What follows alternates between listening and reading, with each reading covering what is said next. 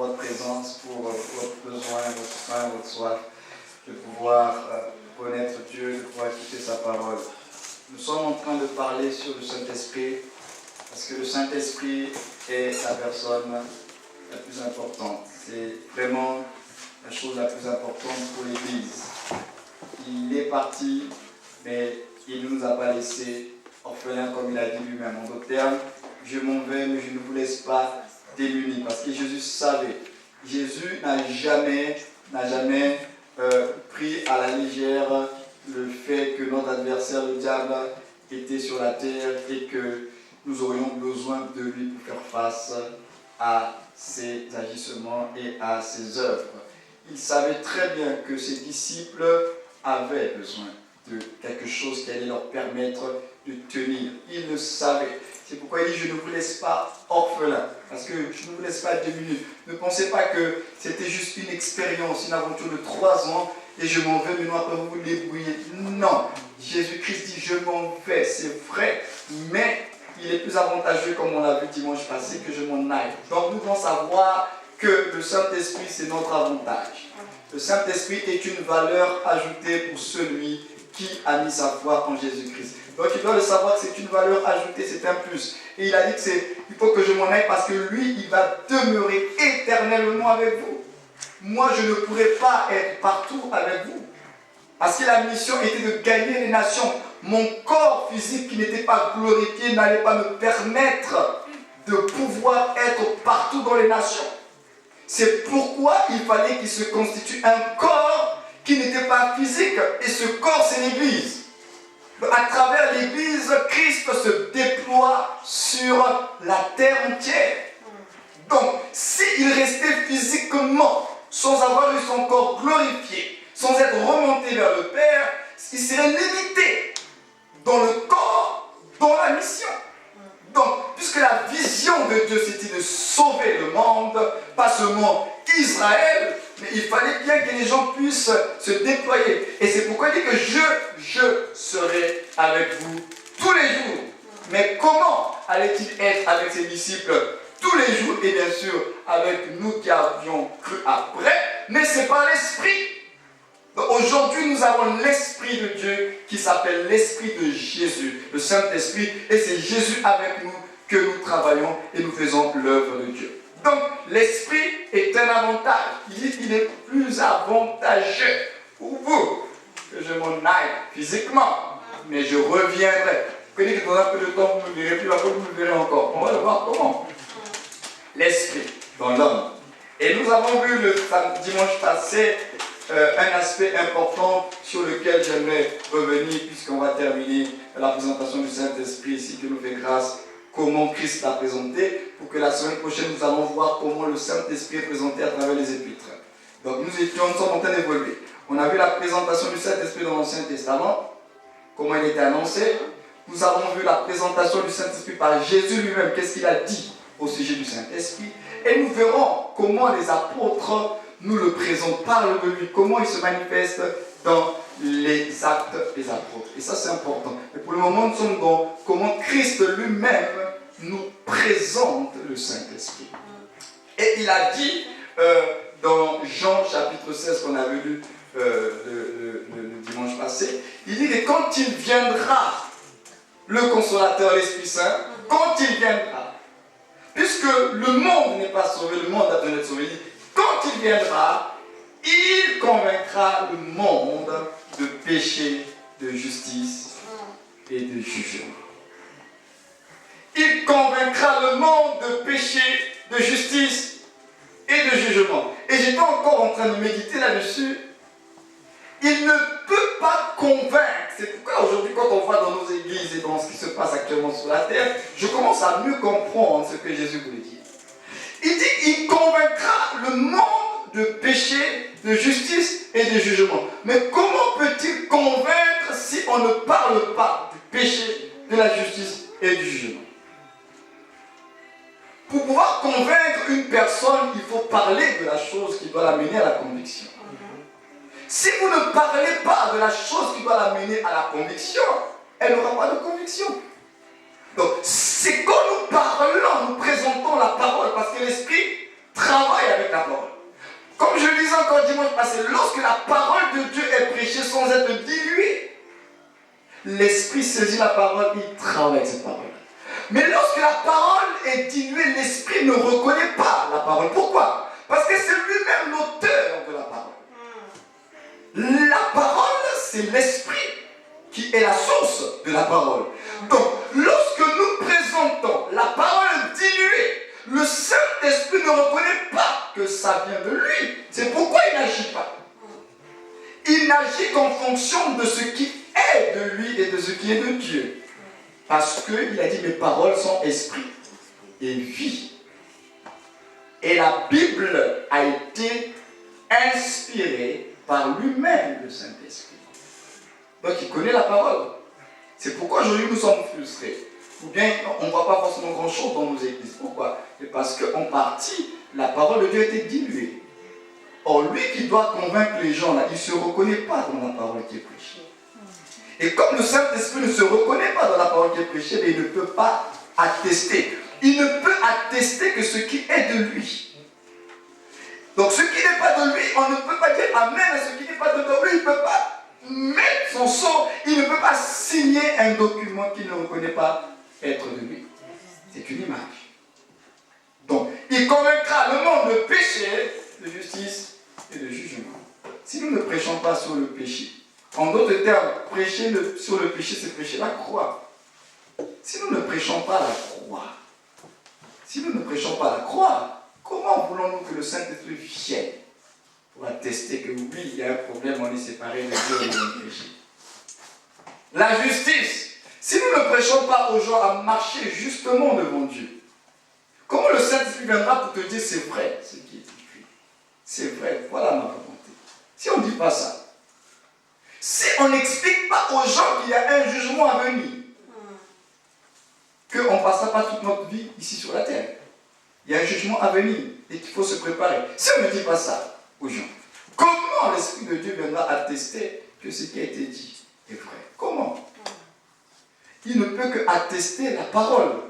Mais si cette parole n'est pas annoncée, c'est pourquoi Romains 10, on va lire Romains 10, verset 14. Romains 10, verset 14 dit ceci.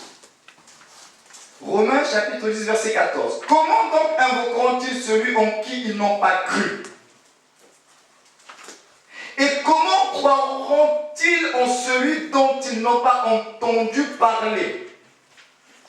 Et comment entendront-ils parler s'il n'y a personne qui prêche? Et comment y aura-t-il des prédicateurs s'ils ne sont pas envoyés? Selon qu'il est écrit, qu'ils sont beaux les pieds de ceux qui annoncent la paix, de ceux qui annoncent de bonnes nouvelles. Mais tous n'ont pas obéi à la bonne nouvelle, aussi Ésaïe dit le Seigneur, qui a cru à notre prédication. Ainsi, la foi vient de ce qu'on entend, et ce qu'on entend vient de la, on précise, ce qu'on entend vient de la parole de Christ. Et c'est cette parole de Christ qui suscite la foi en Dieu. Bon. Comment le Saint-Esprit va-t-il convaincre si on ne prêche pas ça? Pourtant, cela fait partie de l'Évangile.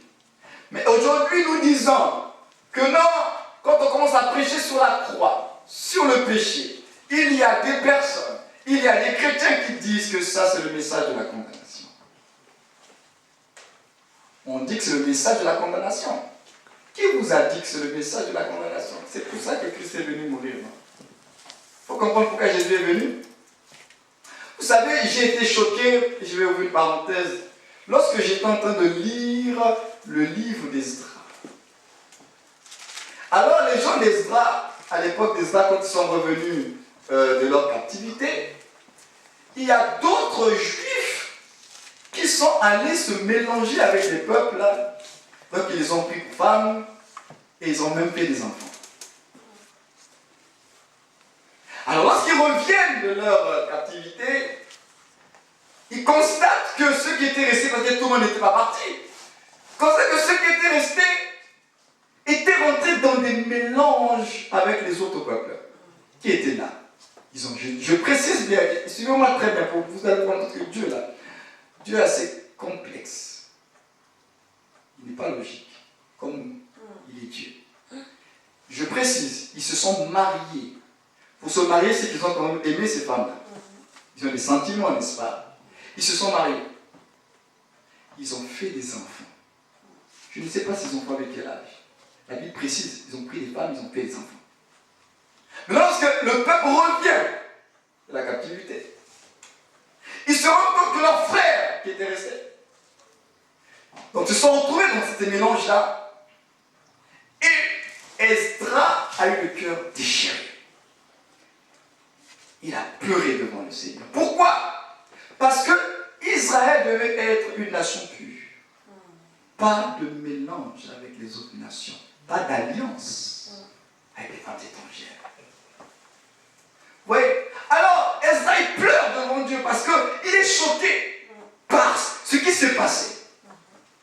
Dieu dit, vous ne prendrez pas les femmes étrangères. C'était la loi de Dieu.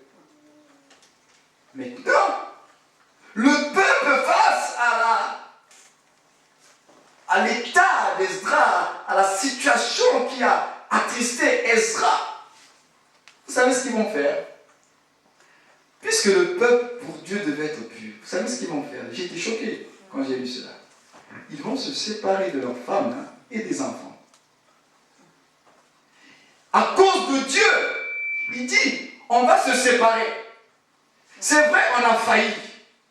Mais on va se séparer. On va les laisser repartir. En tout cas, nous, on se sépare de ces femmes, on se sépare de ces enfants. Et j'ai vu ça, j'ai dit, ah Seigneur, c'était pas facile, hein, de se séparer de la femme que tu as aimée, et les enfants que tu as fait. Pendant des années, vous avez vécu en famille, et au temps de Dieu, sont revenus du retour en captivité, mais comme vous avez failli, Dieu dit, il faut qu'il y ait la séparation. Et c'est ça dans la vie chrétienne la partie la plus difficile. Pour Dieu, est-ce que nous sommes prêts à aller aussi loin que ces hommes-là, qui avaient déjà leur famille, mais en même temps ils étaient déjà dans le faux, par rapport à la loi de Dieu. Par rapport à Dieu, ils n'étaient pas en règle. Maintenant, est-ce qu'ils étaient prêts pour Dieu, le Dieu qu'ils prient, le Dieu qu'ils avaient choisi? Est-ce qu'ils étaient prêts à se séparer de leurs femmes, de leurs enfants? C'était pas facile, hein? Mais ils l'ont fait pour être en accord avec Dieu. C'est pour dire que là où nous prêchons la vérité, aujourd'hui, ce qui s'est passé au temps d'Esdras, si on annonce ça aujourd'hui, on va dire non, dans l'église, on prêche la condamnation. Dieu n'a pas changé. Dieu nous appelle toujours à renoncer aux choses qui ne l'honorent pas. Jésus n'a-t-il pas dit? Celui qui veut être mon disciple et qui veut me suivre. Il dit les choses autrement, mais le fond reste le même.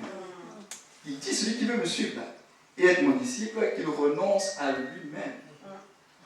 Qu'il porte sa croix. Alors, tous ceux qui le suivaient parce qu'il parlait bien, parce qu'il expliquait la loi, parce qu'il faisait des miracles, parce qu'il multipliait les pains.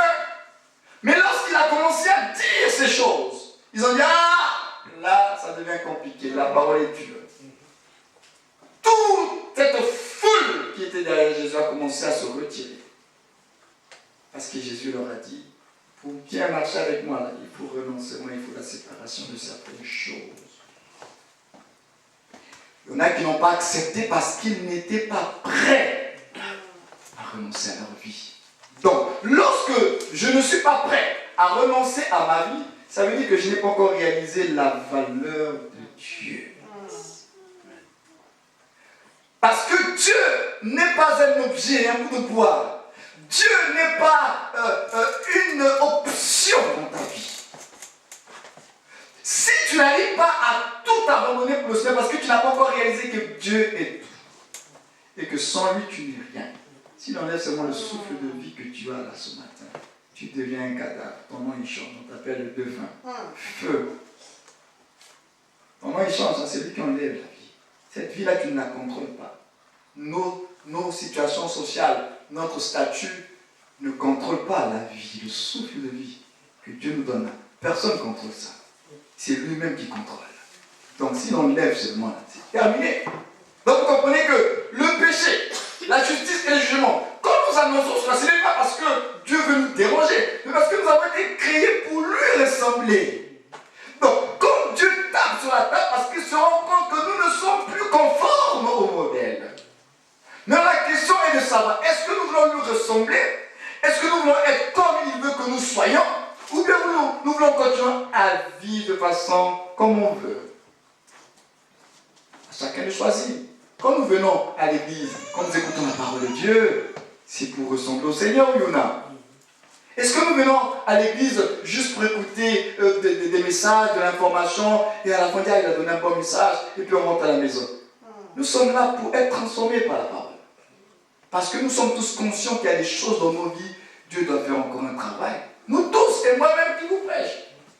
Donc on est là pour que Dieu, par sa parole, nous aide. Parce qu'on sait qu'on a encore un long chemin à faire avec le Seigneur.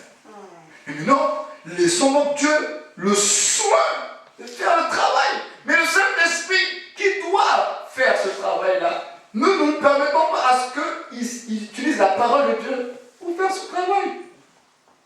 Il nous convaincra de péché, de justice et de jugement. C'est pourquoi la voix prophétique, l'esprit du prophète du temps actuel, doit apprendre à dénoncer le péché. Vous savez, Jean-Baptiste était un prophète.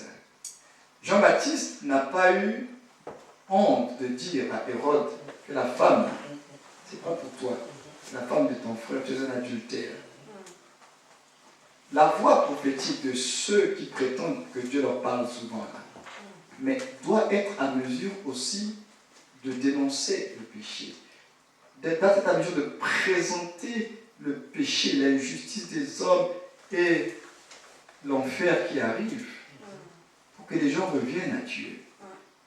Mais la voix prophétique ne peut pas se résumer qu'à dire aux gens, vous serez bénis, vous serez élevés, hein, vous aurez la... Non, parce que quand Jésus reviendra là, tu peux avoir tout le matériel qu'il faut, mais si tu te prends en règle avec Dieu, tu iras en enfer avec toutes tes richesses. Tu iras en enfer. Qu'est-ce qui est le plus important? Être en règle avec Dieu ou bien vivre dans le corps?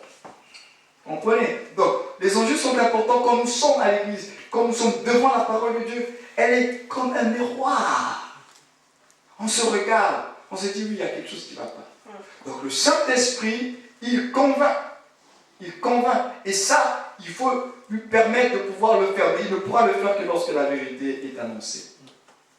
C'est pourquoi le fait que la vérité ne soit pas totalement annoncée, on a l'impression que le Saint-Esprit ne travaille pas dans l'Église. On se rend compte de la réalité du Saint-Esprit seulement quand il y a soit un séminaire et qu'on dit, bon on va prier pour des personnes et qu'on impose les mains aux gens et que les gens commencent à trembler, les gens commencent à crier. Et là, on se rend compte, à l'Église, à ce moment-là, on prend conscience qu'il y a le Saint-Esprit qui existe et que c'est là l'Esprit qui est en train de travailler. Mais nous oublions que le Saint-Esprit, il n'attendra pas que ce moment-là pour travailler, parce qu'il a toujours été dans la vie du croyant. Son travail, ce n'est pas seulement pour ça. Il a besoin aussi de te parler, de te faire comprendre que là, tu n'es pas sur la bonne voie. Il a besoin de te faire comprendre que la parole de Dieu, tu ne l'appliques pas. Mais le problème, c'est que nous n'écoutons pas. Et pour ceux qui ont suivi, comme je le partageais avec ma femme ce matin, j'ai posté un enseignement, un article sur enseignement.com cette semaine. C'était Seigneur parle-moi. Et je vous assure, il y a eu j'ai eu beaucoup de commentaires, beaucoup de retours, comment les gens ont été bénis. Parce que j'explique justement cette histoire-là. Nous voulons que Dieu nous parle. Le problème n'est pas que Dieu ne nous parle pas, le problème c'est ce que nous sommes prêts à écouter Dieu. Parce que dit, Seigneur, parle-moi, Dieu n'a pas de problème. Le problème, c'est nous qui n'écoutons pas Dieu. C'est nous qui ne nous disposons pas à l'écouter. Nous voulons qu'il nous parle. Mais est-ce que nous sommes prêts à l'écouter? Parce que pour que Dieu te parle, il ne va pas te parler en fonction de ton timing. Bon, Seigneur, parle-moi. Bon, comme j'ai dit que Seigneur, parle-moi, bon, après à 10h, j'ai un rendez-vous. Bon, je lui accorde 1 heure. Hein, et j'espère que de 9h à 10h, il va me dire quelque chose. Et tu es là, et tu es là. Non, si Dieu veut que tu passes toute la journée, rien que dans sa présence. Et que c'est à la fin qu'il va te dire, bon, maintenant, voilà ce que je veux te dire. Mais comme on est toujours pressé. Donc, parmi les 6 dispositions que j'ai énumérées dans mon article, j'ai parlé aussi de la précipitation. Je dis la précipitation est un facteur qui nous empêche d'écouter Dieu. Quand on est trop pressé, là, on ne pourra pas. On veut te parler, mais toi, tu es déjà parti. Parce que tu es pressé. Au moment où il veut te parler, mais toi, tu as changé d'activité, tu fais autre chose. Dieu dit, mais j'allais te parler, tu veux que je te parle, alors mets-toi dans les conditions. C'est toi qui veux que je te parle, n'est-ce pas? C'est pas Dieu, c'est toi qui veux que je te parle. Alors mets-toi dans les conditions. Donc c'est pour vous dire que l'Esprit de Dieu parle parce que c'est une personne. Il nous enseigne la parole de Dieu, la volonté de Dieu. Et il dit qu'il nous conduira dans toute la vérité. Donc il nous poussera toujours vers la vérité. Il va toujours mettre en nous cette disposition intérieure à aimer la vérité. Il ne peut pas te pousser à aimer autre chose que la vérité, autre chose que la parole de Dieu. Si tu as trop des envies en toi qui te conduisent loin de la vérité, ce n'est pas l'Esprit de Dieu qui te donne ces envies-là. C'est ta chair. Mais l'Esprit, lui, il veut te conduire, il veut te pousser à aller vers la vérité, vers la parole de Dieu. Et à ce niveau-là, il ne fera aucune demi-mesure. C'est la vérité ou c'est pas la vérité. Parce que la vérité, on ne peut pas la masquer. Ou c'est la vérité, ou c'est pas la vérité. Donc, il ne va jamais nous encourager à la complaisance. Hein. Toujours la vérité. Et il dit, il ne parlera pas de lui-même. Mais ça encore, il le répète, puisqu'il a dit dans Jean 14, hein, mais dira tout ce qu'il aura entendu. C'est là que vous comprenez que l'esprit est lié à la parole. L'esprit est lié à la parole. Parce que l'esprit, la parole, c'est l'esprit lui-même. Donc c'est un peu la fameuse équation qu'on avait faite la dernière fois, d'ailleurs qui est dans la Bible. Au commencement était la parole était avec Dieu, la parole était Dieu. L'esprit était au commencement, mouvé à la surface des eaux, avant que Dieu libère la parole. L'esprit a toujours été là parce que Dieu est lui-même esprit, c'est Dieu lui-même. Donc, il est lié à sa propre parole. On ne peut pas dissocier l'esprit et la parole. Or, aujourd'hui, nous avons dissocié l'esprit et la parole. Ce qui fait qu'on peut se permettre de dire des choses au nom de l'esprit qui ne sont pas conformes à la parole. Et ça, c'est un problème, parce que le Saint-Esprit parle la parole.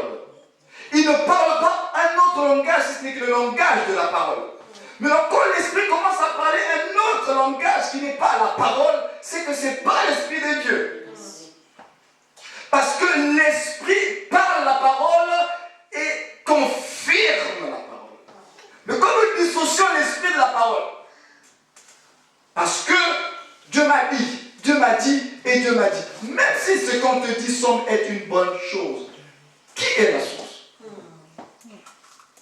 Ce n'est pas, parce que quand on dit que l'Esprit de Dieu est ce qui n'est pas l'Esprit de Dieu, ce n'est pas seulement dans le fait que la chose qui sera dite, elle est mauvaise. Hein? Ce n'est pas ce que je suis en train de dire. La chose qui t'a été dite peut être bonne. Mais la question est de savoir quel est l'esprit qui est derrière cela. Parce que lorsque dans la Bible vous voyez qu'une réunion, une assemblée de prophètes prophétisent tous la même chose. Oui, c'est bon, vous avez la victoire dans ce combat. Oui, le Seigneur est avec vous. Il n'y a pas de problème. Tous ils disent la même chose. Et quand le prophète de Dieu arrive, je crois que c'est Michée. Et quand Michée il arrive, tout le monde prophétise la même chose, ils disent des bonnes choses. Au jour d'aujourd'hui, on dirait que c'est de Dieu, parce que la Bible dit quoi? Le témoignage de 2 ou 3. Aujourd'hui, on dirait que c'était de Dieu, parce qu'ils étaient tous unanimes pour dire, allez-y combattre, Dieu est avec vous. Et quand Michée arrive, Michée qui était seul, on dit, au départ, puisqu'on a dit qu'à lui, on le connaît, quand il vient, il dit jamais des bonnes choses. Bon, Michée est venu leur dire ce qu'il voulait entendre. Mais ce qui est bien, c'est comme Michel leur dit, ce qu'ils veulent entendre là. Akab se fâche et tout, il dit, mais non, lui on le connaît. Il dit, d'accord, comme tu ne veux pas que je te dise comme les autres, maintenant je vais te dire la parole de Dieu. Et là, Michel leur dit que là où vous êtes en train de partir, là, si vous allez là, c'est fini pour vous. Si vous allez, c'est fini. Qui avait la parole? Ce que Michel a dit, ce n'était pas une parole qui semblait bonne, qui n'était pas avantageuse. Les autres disent, il n'y a pas de problème, Dieu est avec vous. Mais un seul avait l'Esprit de Dieu. Et c'est Dieu qui nous conduisait. C'est pourquoi le faux prophète, ce n'est pas toujours celui qui n'a pas l'Esprit de Dieu. Le faux prophète, c'est aussi celui qui a l'Esprit de Dieu, mais qui dit des choses avant le temps de Dieu. Dieu ne t'a pas dit de le dire, mais tu le dis quand même. Donc le faux prophète, ce n'est pas seulement un envoyé de Satan, ça peut être un serviteur de Dieu, mais qui, on ne sait pour quelle raison, motivation, dit aux gens ce qu'ils veulent entendre alors que Dieu ne l'a pas mandaté de le dire. Et à ce moment-là, tu deviens un faux prophète. Parce que ces gens-là, ils étaient des prophètes de l'Éternel aussi. Mais le problème, c'est qu'ils ont dit ce que Dieu ne leur avait pas dit. Mais l'autre, il a dit ce qui venait de Dieu. Pourquoi c'est très sensible cette histoire de prophétie et de parole selon l'esprit, hein? Que tu peux discerner les choses. Il ne parlera pas de lui-même, parce qu'il parlera la parole. Et quand il parle la parole, on reconnaît, on le ressent que c'est ça. La parole elle-même, elle est disponible. Il annoncera les choses à venir, oui, parce que le Saint-Esprit révèle les choses à venir. C'est pourquoi dans Ésaïe, il a dit qu'il y a l'esprit de connaissance aussi. Esprit de connaissance. Le Saint-Esprit, Jésus dit qu'il annoncera aussi les choses à venir. Donc c'est l'esprit de prophétie. Un esprit qui annonce aussi des choses. Donc effectivement, il y a des gens qui ont l'esprit de Dieu et qui ont la capacité de pouvoir percevoir les choses à venir et de le dire. Ça vient de Dieu aussi. Et Jésus a dit, l'esprit annoncera les choses à venir. Donc il n'y a pas que les médiums. Ne donnez pas toute cette gloire aux médiums et aux voyants de ce monde, parce que l'Esprit de Dieu, il annonce les choses à venir. Satan, il fait de la contrefaçon, mais l'Esprit de Dieu, il annonce les choses à venir. Donc ce n'est pas forcément une chose étrange si réellement poussé par l'Esprit de Dieu, quelqu'un annonce les choses à venir dans la vie d'une personne. C'est possible et c'est ce qu'il fait aussi, le Saint-Esprit. Voilà. Donc, il annoncera, on dit, il glorifiera Jésus en tout et pour tout. Il glorifiera Jésus. On ne peut pas parler de l'Esprit de Dieu. On ne peut pas dire qu'on est animé de l'Esprit de Dieu et c'est toujours autour de nous. Moi, je. Moi, quand je prie pour quelqu'un. Moi, quand je jeûne. Moi, quand je chante. Moi, quand je prêche. Moi. J'étais aux États-Unis. J'étais en Afrique du Sud. Il y a eu un cidatique ou CDM. Il y avait quelqu'un qui avait le concert. Lorsque je lui ai imposé les mains. Lorsque moi. Il n'y a que toi. Il n'y a pas Jésus qu'on voit. Il faut dire, le Seigneur a fait des choses. C'est plus humble. Parce que la foi des gens, puis à la fois de ce qu'on entend. Hein. Je me souviens, on avait reçu un homme de Dieu au Maroc qui justement était dans cette histoire de moi, j'ai prié pour quelqu'un, moi, je. Il a fait d'abord sa litanie, il a parlé, il s'est présenté dans tout ce qu'il faisait. Et à la fin de sa prédication, il fallait faire l'exercice du ministère à prier pour les gens. Donc il y avait lui qui était là, et puis il y avait nous autres là qui étaient venus le soutenir dans la prière. Et donc les gens devaient venir dans les différentes rangées pour qu'on prie pour eux. Mais à ma grande surprise, j'ai remarqué que beaucoup de gens allaient dans la rangée où il était. Pourquoi? Parce qu'il les a déjà conditionnés. Il dit, quand je prie pour les gens, quand j'impose les mains, moi. Les gens disent, mais lui là, comme il nous a déjà témoigné, et nos pasteurs locaux sont là, bon, nous on les connaît déjà, on va aller chez d'autres. Comprenez? Parce qu'il les a conditionnés.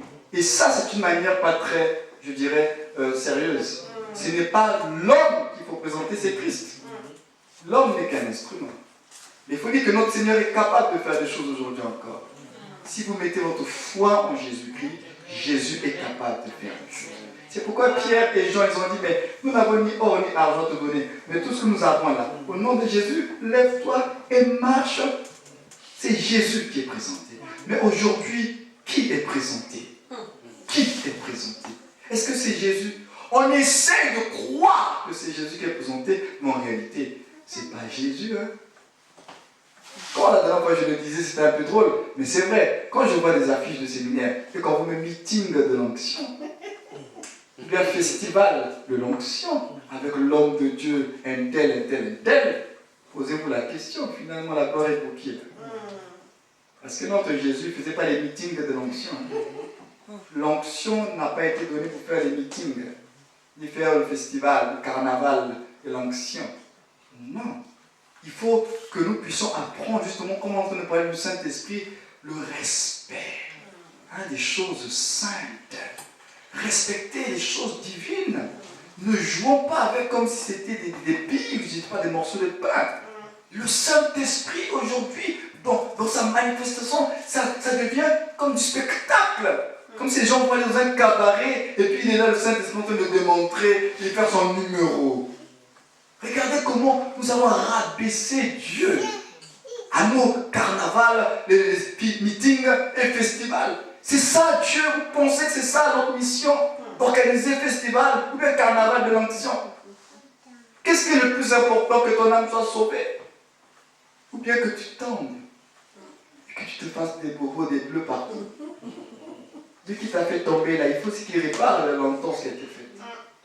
Vous comprenez que le Saint-Esprit, c'est pas un sujet, c'est pas un sujet qu'il faut jouer. Je ne sais pas comment vous le faire comprendre. Le Saint-Esprit, c'est Dieu dans l'homme. Et dans les Épîtres, nous allons voir quand il dit que vous êtes le temple de l'Esprit. Mais avant même de banaliser, de lire vite, mais arrêtons-nous même sur le simple mot là, le temple. Dans la pensée même biblique, un temple, c'est un lieu sacré. C'est un lieu de prière. Un temple, c'est un lieu d'adoration. On ne rentre pas dans le temple n'importe comment. Même la nature nous enseigne. Les païens, là, regardez comment ça se passe dans leur temple. Les bouddhistes, là, regardez dans les documentaires comment le respect qu'ils ont rien que pour ce qui a été fait de main d'homme. Temple de pierre. Mais nous-mêmes, notre vie, notre corps, il dit, vous êtes la maison de Dieu. Et comment nous vivons? Comment nous jouons avec le temple? C'est nous-mêmes. Le problème n'a jamais été Dieu. Le problème, c'est nous-mêmes. On ne prend pas Dieu au sérieux. Je vous assure. Il faut qu'à un moment donné, quand on s'arrête, on se dit, Seigneur, c'est vrai, que je vivais comme ça, sans prendre conscience de la valeur ajoutée. Parce que le Saint-Esprit, c'est un avantage, donc c'est une valeur ajoutée. Sans tenir compte de cet avantage dans ma vie. C'est vrai que physiquement, je suis comme tout le monde, mais spirituellement, j'ai quelque chose que les autres n'ont pas. Déjà, commencer par le comprendre, que tu as quelque chose que celui qui ne connaît pas Dieu n'a pas. Maintenant, cette chose-là que tu as, qui est cet avantage, qui est cette valeur ajoutée, maintenant, il faut que tu apprennes à découvrir, à comprendre comment il fonctionne. Il s'appelle Saint-Esprit. Donc, premier abord, il ne tolère pas le désordre. Donc, je dois apprendre à mettre de l'ordre dans ma vie.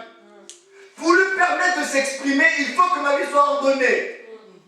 Parce que si ma vie n'est pas ordonnée, il ne va pas se manifester. Il est présent, mais il ne se manifestera pas. C'est pourquoi tu es chrétien, ça fait des années, mais il ne se manifeste pas. Pourquoi? Parce que ta vie n'est pas en ordre. L'Esprit de Dieu, c'est Dieu lui-même. Vous vous rendez compte? Et maman, tu dois te regarder, il faut bien te regarder, parce que j'ai l'impression que tu ne te regardes pas bien. Il faut bien te regarder.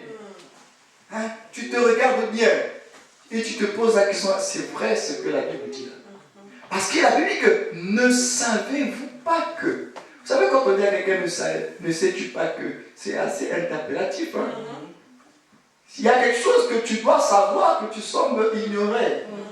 Il dit, ne sais-tu pas que vous êtes le temple? L'habitation, on dit l'habitation de Dieu en esprit. Mon Dieu.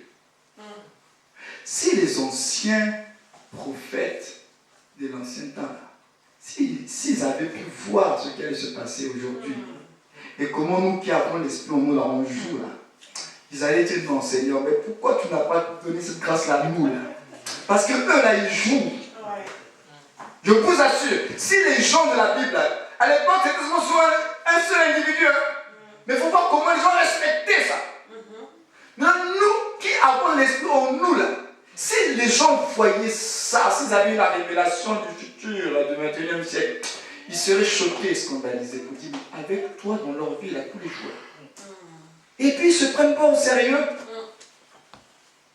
Nous-mêmes là, le peu que tu nous donnais là, on se prenait très au sérieux. Maintenant, eux, ils ont la plénitude. Oh Dieu.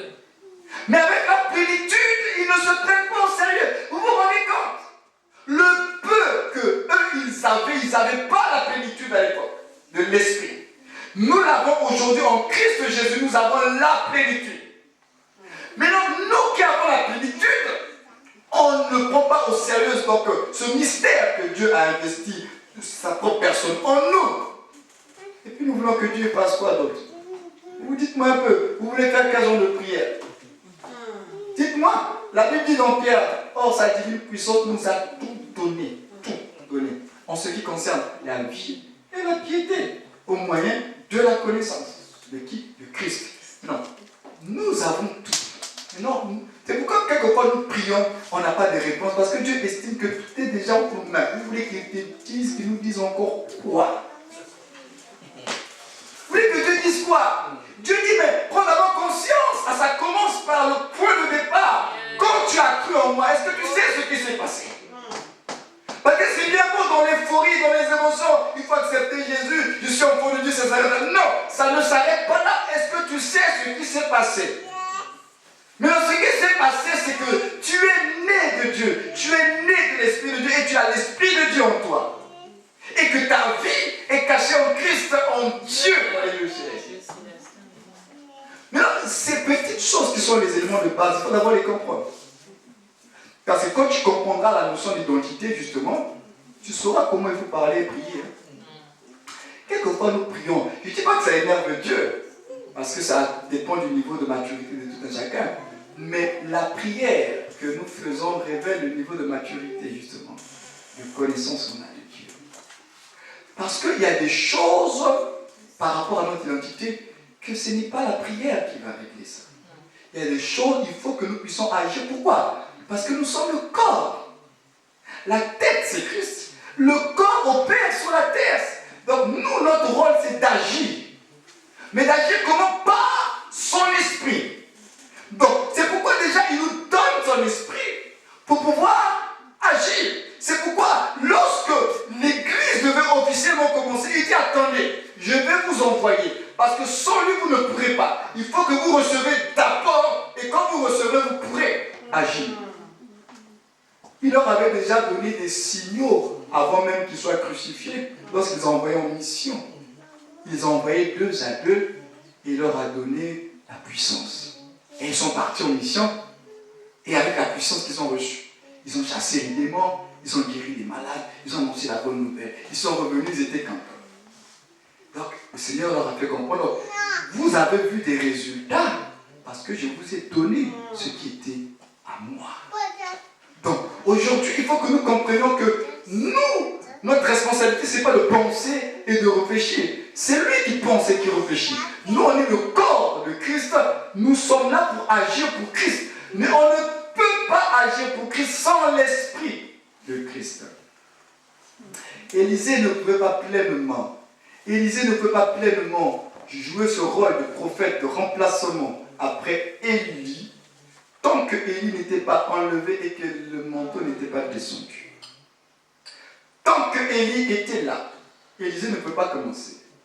Mais ce qui est important, c'est de savoir, c'est lors de la montée. C'est quand Élie monte que le manteau il descend. Quand Christ est monté, il a envoyé l'Esprit. Donc c'est important pour nous de le savoir. Nous avons besoin de comprendre que maintenant, en tant qu'Église, nous sommes comme Christ, dans le sens où l'homme Jésus a eu en lui l'esprit qu'on appelle Christ. L'esprit était dans l'homme Jésus. L'Église est un corps. C'est le corps de Christ. L'esprit est dans chacun de nous pour pouvoir agir pour le Seigneur. Donc à nous de prendre conscience que nous avons l'esprit de Dieu. Quelquefois nous l'oublions. Et comme nous l'oublions, Mais lui ne peut pas nous obliger. C'est vrai peut-être qu'il serait tenté souvent de le dire. Je sais que certainement qu'il nous fait des clins d'œil. Certainement qu'il fait des choses en nous pour nous dire, mais hey, je suis là. Je suis là quand même. Peut-être qu'il permet aussi justement certaines démonstrations justement de puissance et tout cela pour dire aux gens, je suis là, oui, c'est moi qui le fais, mais je ne suis pas que ça. Quelquefois, il le fait pour nous réveiller, pour dire, mais je suis là. Mais ne me voyez pas que dans ça. Parce que si vous ne me voyez que dans ça, vous ferez de moi un instrument pour vous. Alors que je suis une personne, je ne suis pas votre instrument. Si vous ne voyez que ça, puissance et tout le tralala, on serait tenté justement de l'instrumentaliser. Alors que lui, il n'est pas un instrument, il est une personne qui veut travailler avec nous. C'est différent. Et dans le travail, il déploie sa puissance.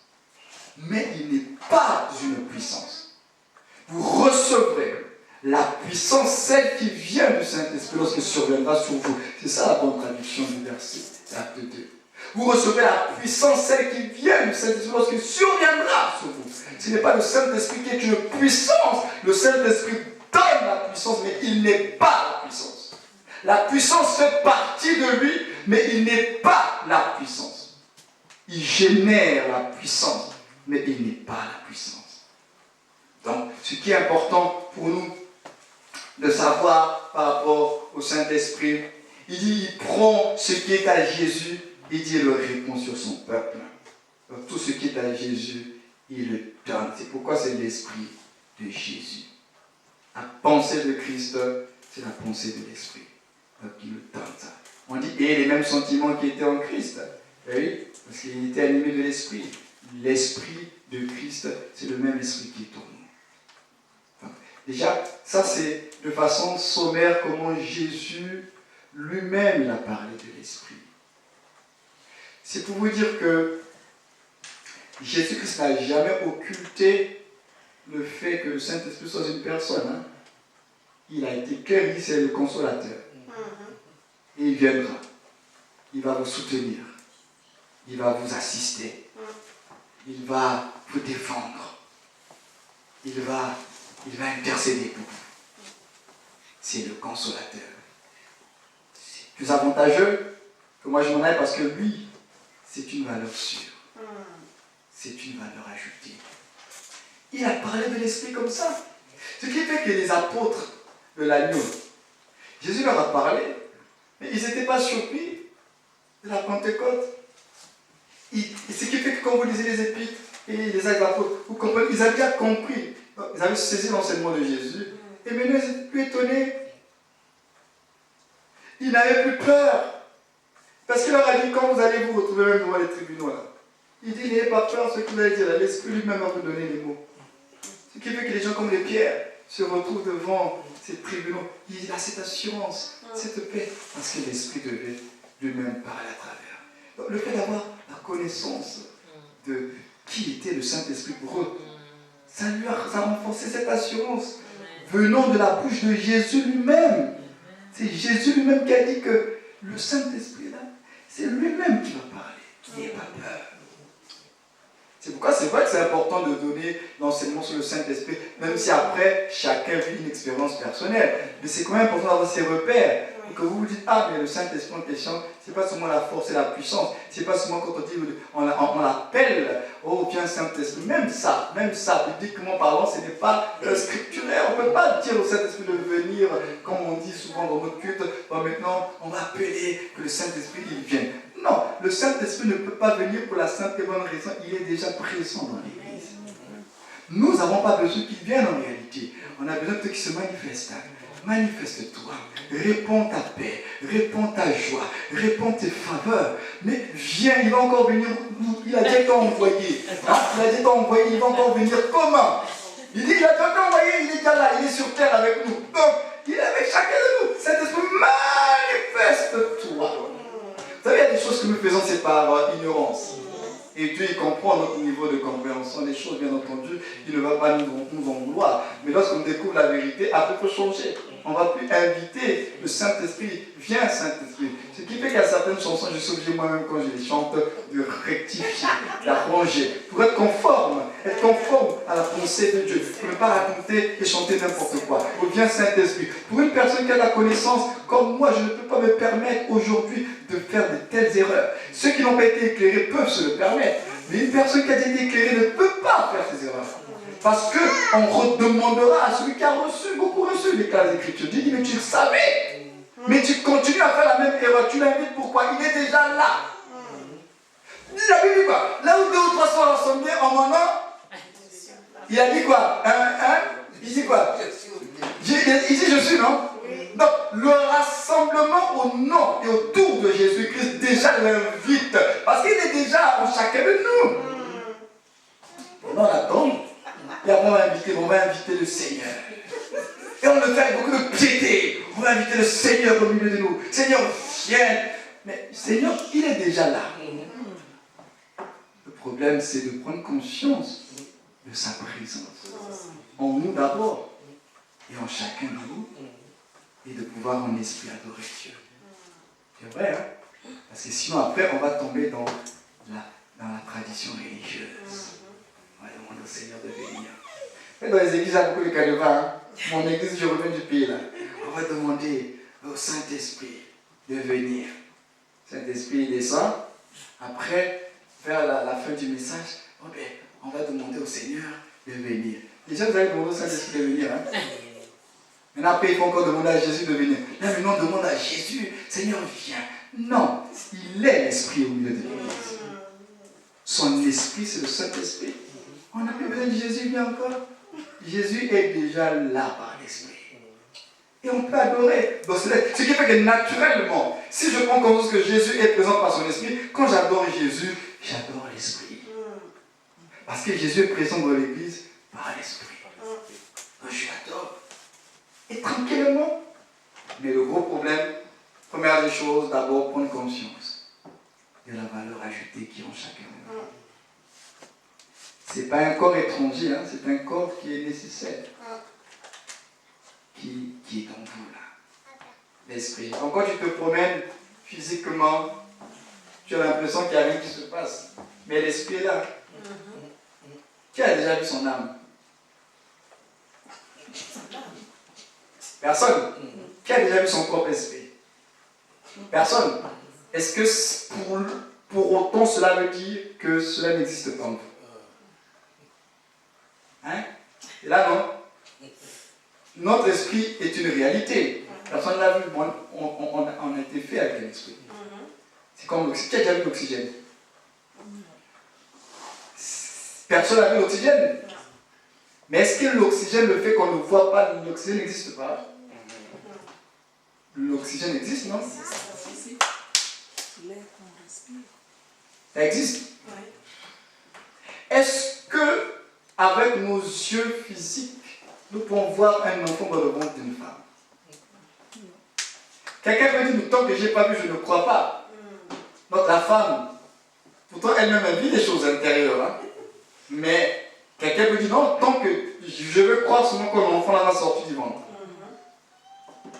Regardez un peu, à une époque où la médecine n'était pas développée, avec encore tout ce qui était échographie, là, les gens faisaient comment? C'est-à-dire que les gens avaient la foi, hein? À une époque où l'échographie n'existait pas, les années, les enfants commençaient à naître, ça fait des années. Mais les gens croyaient que la chose qui était là, à un temps bien précis, va sortir. Les gens croyaient qu'il y avait un être qui était bien vivant. Parce que la personne peut dire que je ressens un enfant. Mais ceux qui étaient autour n'étaient pas obligés de croire à ce qu'elle disait. Parce que c'est elle-même qui vivait cela. Mais pourtant, c'était une réalité. Aujourd'hui, bien qu'avec nos yeux physiques, on ne voit pas le ventre, l'enfant qui est dans le ventre, mais il y a des appareils qui nous permettent de voir. L'Esprit de Dieu, on ne le voit pas avec nos yeux physiques, mais il est une réalité. C'est pourquoi ce n'est pas parce qu'une chose, tu ne la vois pas qu'elle n'existe pas. La Bible est claire là-dessus. Dieu a créé le visible et l'invisible.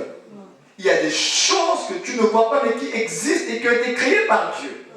Il est le créateur des choses visibles et invisibles.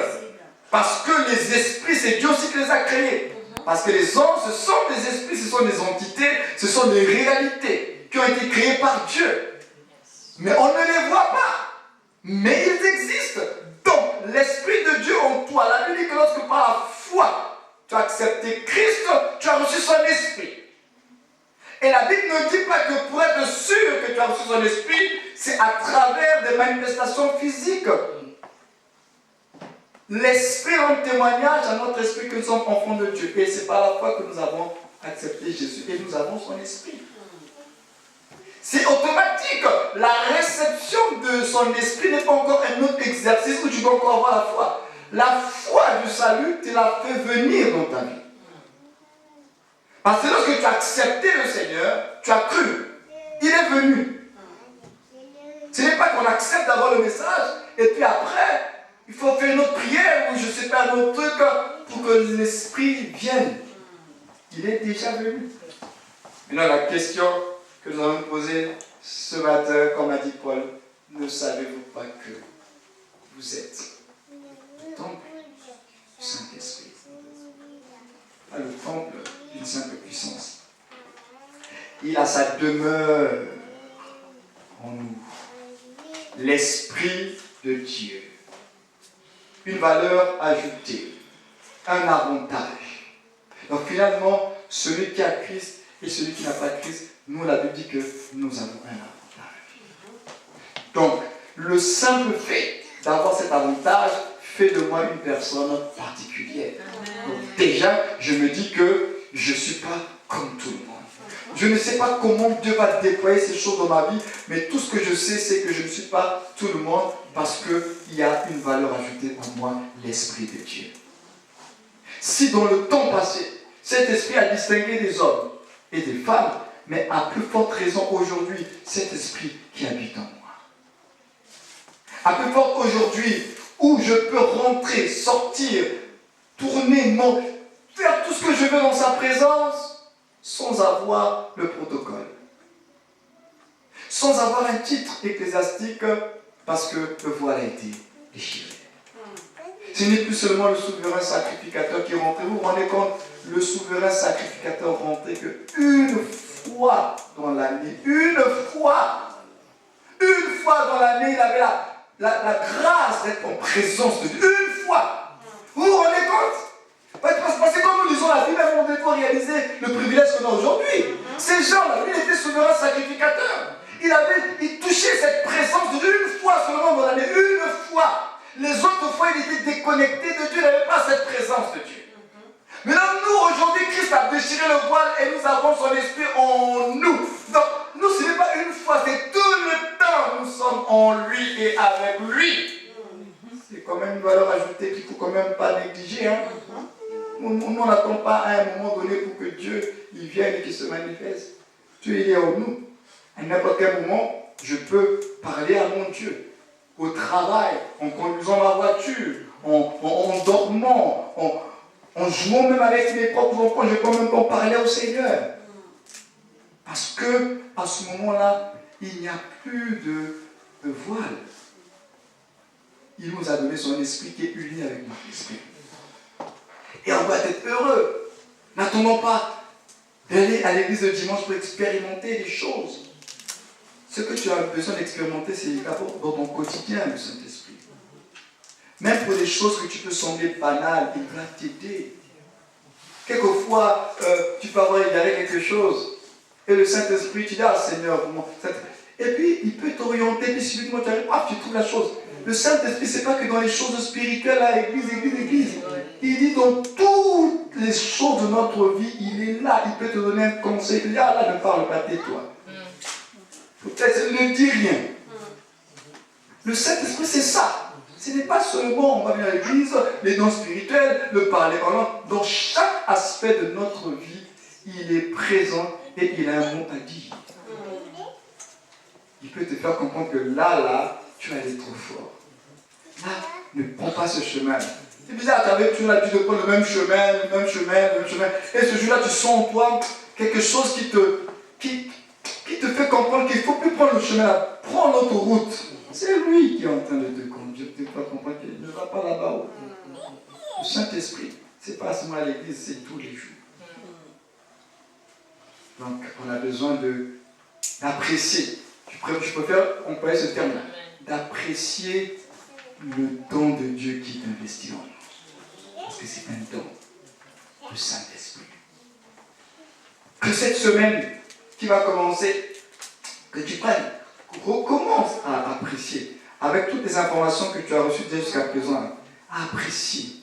C'est comme tu manges une nourriture, tu n'es pas pressé d'avaler. Prends le temps de mâcher. Tu mâches, tu rumines, tu apprécies. Tu vois dans tous les aspects le Saint-Esprit. Il est le consolateur. Voilà ce qu'il va faire, me soutenir. Voilà, le Saint-Esprit, il va m'enseigner. Le Saint-Esprit, apprécie. Quand tu vas apprécier, je ne sais pas, il y aura des choses qui vont se passer dans ta vie. Comme un voile qui va être déchiré. Parce que tu le verras autrement maintenant. Ça sera plus souvent des simples manifestations que tu vas attendre dans l'église. Mais tu comprendras que tous les jours, il est avec toi et il est pour toi et il veut marcher avec toi. Tu apprendras à comprendre. Quand Jésus a dit, je ne vous laisserai pas orphelin, je serai avec vous tous les jours jusqu'à la fin du mois. Tu apprendras, même quand tout le monde t'apprendra, tu seras, je ne suis pas seul, le Seigneur est avec moi. Mais il faut que nous les chrétiens, nous apprenions à apprécier. Notre gros problème, vous savez, quelquefois ce n'est pas les prédications que nous ne recevons pas, ni les enseignements. Le problème c'est que les chrétiens, nous ne prenons pas le temps d'apprécier la parole que nous recevons. D'où on dit beaucoup des amens et des alléluia, ça va dans tous les sens. Mais la parole de Dieu, il faut prendre le temps de l'apprécier. Hein? On t'a donné un message, un enseignement, après quand tu rentres à la maison, réfléchis encore, reviens encore là-dessus. Apprécie la chose pour qu'elle reste en toi. Mais si c'est seulement à l'instant T, le pasteur a fait un bon message, alléluia. Mais après, là, ça va, la semaine qui va commencer, c'est fini, dissipé. Mais si même la semaine, tu continues à ruminer, tu rumines, Saint-Esprit, tu rumines, oh, il est mon avocat, tu rumines, oh, il est... Je t'assure qu'au fur et à mesure, ta relation avec lui va changer. Tu ne seras plus perturbé par les manifestations, les cris et les bruits. Là. Quand ça viendra de lui, tu diras gloire te soit rendue. Et quand ça viendra de lui, tu sentiras en toi que là, ce n'est pas le Saint-Esprit qui travaille. Donc il faut qu'on arrête à le prendre seulement comme ça, là. Oh, le Saint-Esprit, sans prendre le temps d'apprécier qui il est. Jésus avait raison de leur expliquer, parce que s'il ne leur avait pas expliqué ça, comment ils allaient apprécier? Ils ont dit, oui, mais toi, tu ne veux pas le constater, mais toi, non, on te préfère, toi, Jésus. Il dit, non, c'est un avantage. Il leur explique. Il leur explique l'avantage. Parce qu'on ne peut pas te faire accepter un produit sans t'expliquer comment il fonctionne, ce produit et ses avantages. On vit dans une société quand même de consommation où on nous explique les inconvénients et les avantages. Mais heureusement que pour le Saint-Esprit, il n'y a pas d'inconvénients, il n'y a que des avantages. Amen. Donc, comment un produit, il n'y a que des avantages, tu ne vas pas aller te pencher vers ce produit. Donc, c'est la même chose. Jésus-Christ explique les avantages pour que les disciples prennent conscience que finalement, donc il a raison. Donc, il a raison. Pourquoi inclinons-nous dans la prière et prions le Seigneur afin qu'il nous aide le Seigneur à pouvoir apprécier l'Esprit, apprécier ce qu'il a investi en nous, apprécier la vie qu'il nous a donnée. Alléluia. Seigneur Dieu Tout-Puissant, toi notre Père, toi notre Seigneur. Merci ce matin encore pour le rappel des vérités au sujet du Saint-Esprit, ce don merveilleux que tu nous as accordé en Christ Jésus. Seigneur, je te prie pour ma propre vie, afin que tu m'aides jour après jour à continuer à apprécier l'esprit que tu m'as donné. Pas comme étant juste un esprit, une force, une puissance, une entité, mais un partenaire. Quelqu'un qui est avec moi. Donne-moi de comprendre que je ne suis pas seul. Que dans ma vie de tous les jours, je ne suis pas seul. Dans chaque aspect. Dans chaque domaine, il y a quelqu'un que tu as mis à côté de moi. Tu t'es donné toi-même, Seigneur. Je ne suis pas seul. Seigneur, aide-moi à apprécier la vie que tu m'as donnée. apprécie, de la même manière que j'apprécie le salut, de la même manière que j'apprécie l'œuvre que tu as faite à la croix pour moi. Donne-moi aussi d'apprécier le Saint-Esprit dans son ministère et dans toute son expression. Père, dans ma vie, je t'en supplie, au nom de Jésus-Christ de Nazareth, je te le demande comme une grâce. Alors j'aimerais que tu pries pour une personne, tu vas te lever, tu vas prier pour une personne par rapport à ce message et aussi pour recommander